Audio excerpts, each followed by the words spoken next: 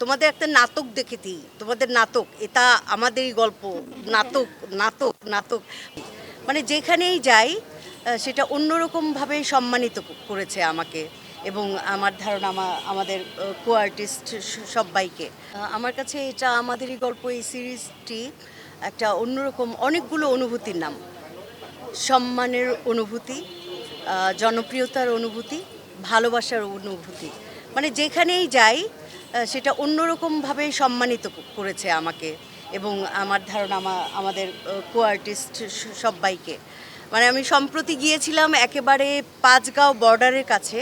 ওখানে উপজাতি অনেকে থাকে, চাকমা থাকে, মারমা থাকে, গারোরা থাকে।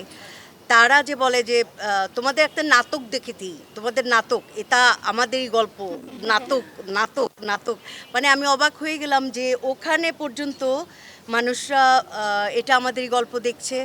আর সবচাইতে বেশি আনন্দের যে সব শ্রেণীর মানুষের কাছে এটা আমাদেরই গল্প তুমুল জনপ্রিয়। একজন সিএনজি ড্রাইভারও ঘাড় ঘুরিয়ে বলে, ও এটা আমাদেরই গল্পের মা আপনি।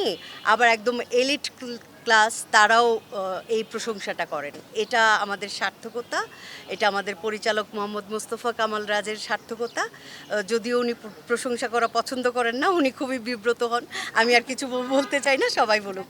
এক্সপেরিয়েন্স ৭ মাস, আমাদের ৭ মাসের জার্নি, ৭টা লট করেছি, এটা লাস্ট কাজ করছি আজকে।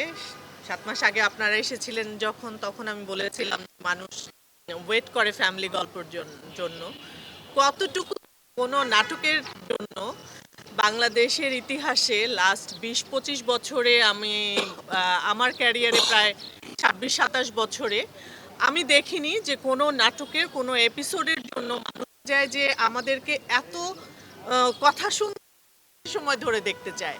মানে এটা আসলে ভালো লাগার প্রতিফলন মানুষের ভেতরের, যে তারা এত অল্পতে তাদের মন ভরছে না, তারা মনে করছে যে এভরিডে দেখতে পারলে তাদের ভালো লাগবে।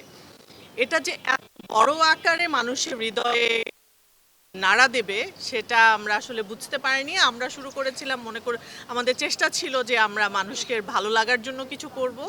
সেটা যে এত বেশি হয়ে যাবে ভালো লাগাটা, এটা আসলে আমরা আশা করিনি।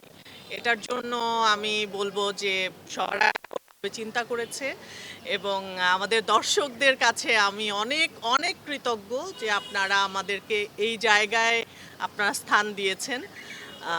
অনেক ভালো লাগাটা আসলে জানি না আর কখনো এই জায়গায় পৌঁছাতে পারবো কিনা বা এই রকম ভাবে আপনাদেরকে নাড়া দিতে পারবো কিনা। দোয়া করবেন সবাই।